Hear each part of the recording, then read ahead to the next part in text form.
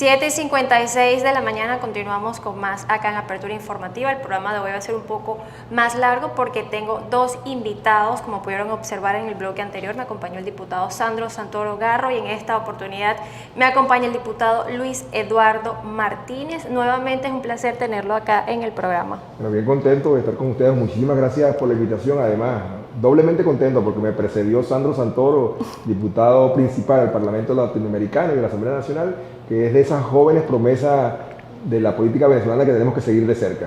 Además que también es importante mencionar que usted es vicepresidente de la Comisión de Diálogo y Reconciliación de la Asamblea.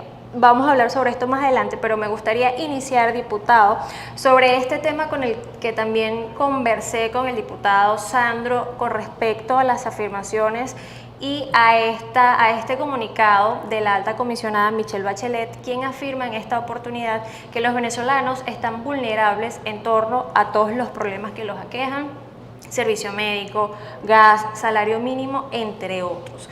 ¿Cómo usted ve ahora estas afirmaciones de la alta comisionada? Las afirmaciones de la presidenta Bachelet se corresponden a la misión de seguimiento, de tal manera que señala una realidad venezolana que nadie puede discutir. Lo que importa en este momento es que tengamos la capacidad de ponernos de acuerdo para empezar a resolver el problema del gas, el problema del agua, el problema de la comida, el salario que nada alcanza. Es decir, constituye una gravísima problemática que obliga a todos los venezolanos a entender que más que discurso y más que confrontación, lo que necesitamos son soluciones. Es decir, nadie discute, reitero, esa realidad que se planteó allí, y lo importante entonces es trabajar para que se resuelva. Ahora, usted acaba de decir algo muy importante, y es ponernos de acuerdo para darle solución a estos problemas. Y eso es lo que las personas esperan. Ahora, ¿cómo cree usted que se pueden poner de acuerdo para comenzar a trabajar? Sé que ya están haciéndolo a nivel económico, pero para darle solución al resto de los problemas. Mira, nosotros hemos entendido de que los únicos actores de Venezuela no son los actores políticos, que es parte quizá de las dificultades que en los últimos tiempos se han dado para lograr consenso. Se ha privilegiado el entendimiento, la procura de entendimiento entre actores políticos, y eso lo ha dificultado porque cada quien procura defender sus intereses.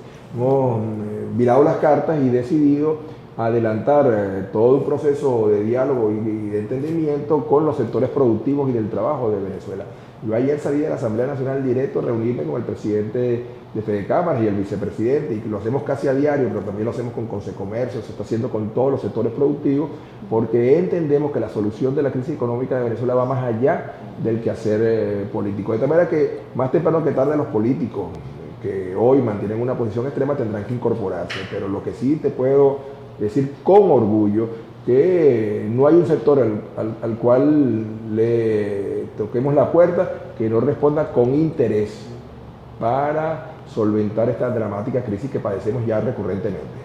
Con respecto a el comunicado que vimos por parte del gobierno nacional, quienes afirman que estas declaraciones de la alta comisionada son sesgadas y alejadas de la realidad, ¿cree usted que esto forme parte de lo que acaba de decir de defender intereses con respecto a los distintos ministerios y organismos que conforman el gobierno nacional? Bueno, cada instancia gubernamental, cada instancia pública procura mantener frente a terceros su posición, de tal manera que el comunicado es un hecho habitual ante informes de esta naturaleza. Yo no me preocuparía tanto por el comunicado, me preocuparía más es porque realmente tengamos la capacidad de empezar a darle respuesta a la totalidad de los venezolanos.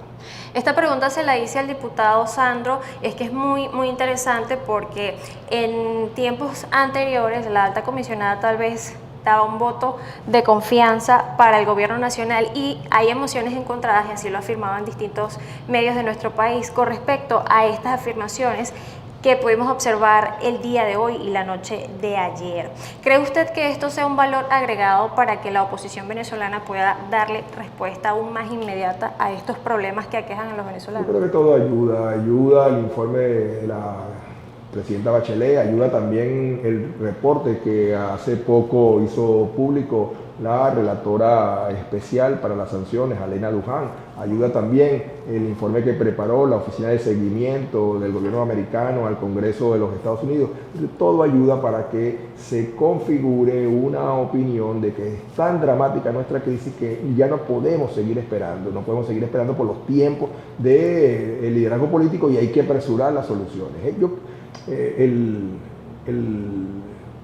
coordinador, jefe, no sé la denominación exacta, de la Agencia de Seguridad Nacional de los Estados Unidos, Juan González, señaló hace pocas horas de que él ha visto que Nicolás Maduro está muy mal en las encuestas, que Juan Guaidó también está mal en las encuestas, pero lo que sí se da cuenta es que los venezolanos están hartos del problema y lo que quieren son soluciones.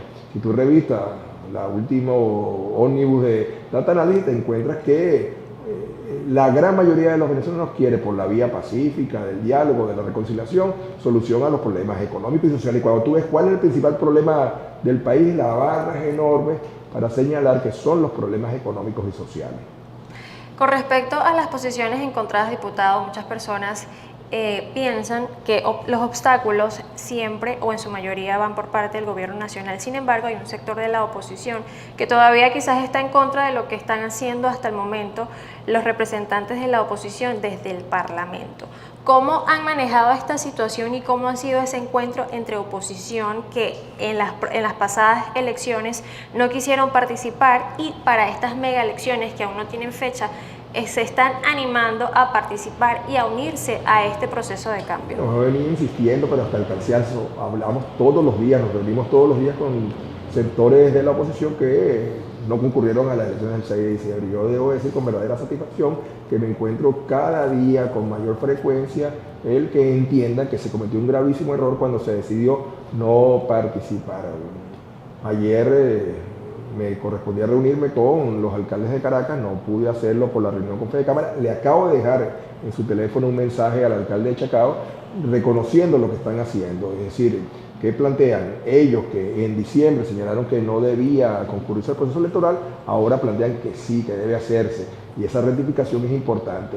Yo estoy convencido de que estas elecciones regionales municipales van a ser aprovechadas por la gran mayoría de los venezolanos para emitir su opinión y empezar a moldear un país diferente, el país que queremos, que se produzcan cambios, pero no podemos desaprovechar la ocasión que se presenta y hay que ir a votar, y hay que participar y hay que elegir gobiernos regionales y municipales que se correspondan con nuestras aspiraciones.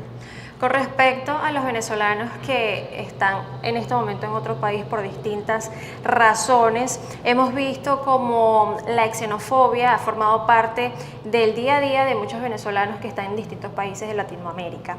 Desde el Parlamento, ¿cómo pudiesen ofrecer tal vez una especie de garantía, una especie de protección a todos esos venezolanos? Hace poco escuchábamos al diputado Sandro en una entrevista en un medio nacional, quien afirmaba que desde el Capitolio rechazan este tipo de acciones e iban a trabajar para ayudar a esos venezolanos que están fuera a una especie de protección. ¿Esto cómo va este tema? Si lo han conversado, ¿cómo pudiese hacerse? Porque muchos afirman que los venezolanos en el exterior están en algunos países desamparados. Primero, nosotros rechazamos de manera rotunda, categórica, las campañas xenofóbicas que se han adelantado en algunos países. Países que, por cierto, cuando vivieron crisis similares a la de Venezuela, nosotros le abrimos las puertas. A mí me da dolor ver lo que sucede en Perú, en Ecuador, en la misma Colombia, en Trinidad y Tobago, que fueron naciones que muchísimos, millones en algunos casos de sus habitantes se refugiaron en Venezuela en sus recurrentes crisis. Entonces, es realmente triste ver cómo se maltratan a los venezolanos.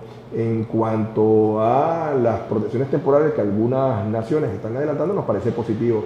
Estados Unidos acaba de aprobar, el presidente Biden, el TPS, que protege a 328.000 venezolanos que se encuentran ilegalmente en territorio americano. Colombia también aprobó alguna medida similar. En el caso venezolano, nosotros estamos trabajando, además de rechazar, reitero, cualquier conducta xenofóbica, estamos trabajando para hacer posible la reinserción de los muchos que se fueron y que quieren regresar.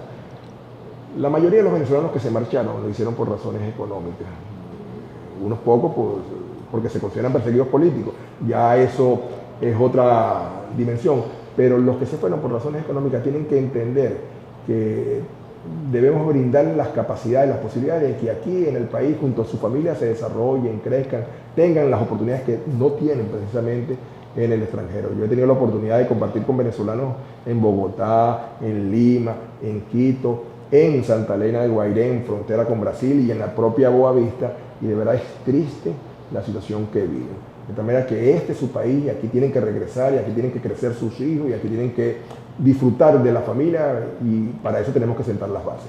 Con respecto a esto que usted acaba de decir, crear una especie tal vez de garantía que, valga la redundancia, le garantice a ellos que regresar pudiese ser algo positivo y que no se vuelva a repetir el escenario por el cual ellos se fueron del país. ¿Qué usted cree, además del sector económico, que es sumamente importante porque además va de la mano de la producción, de la alimentación, entre un sinfín de cosas? ¿Qué otro sector debería retomarse para que todos esos venezolanos que están fuera del país puedan regresar? Yo diría que el único sector al cual tenemos que darle prioridad para que los venezolanos regresen y tengan aquí un mejor vivir es la recuperación de la economía. Es que todo pasa por allí, que la inversión nacional, privada y extranjera, que la inversión pública pueda lograrse a través de financiamientos multilaterales. Si aquí no se recupera la economía, tenemos muchos años por delante en este drama, de tal manera que cualquier otra cosa, el sector salud, el sector educativo, el sector del turismo y el esparcimiento, pasa por la recuperación económica de Venezuela. Aquí es necesario garantizar no solamente un crecimiento económico, sino inclusión social, que ese crecimiento económico se corresponda con un estado de bienestar generalizado. Bien, ya lo escuchan, palabras del diputado de la Asamblea Nacional, Luis Eduardo Martínez. Realizo otra breve pausa comercial y ya regresamos.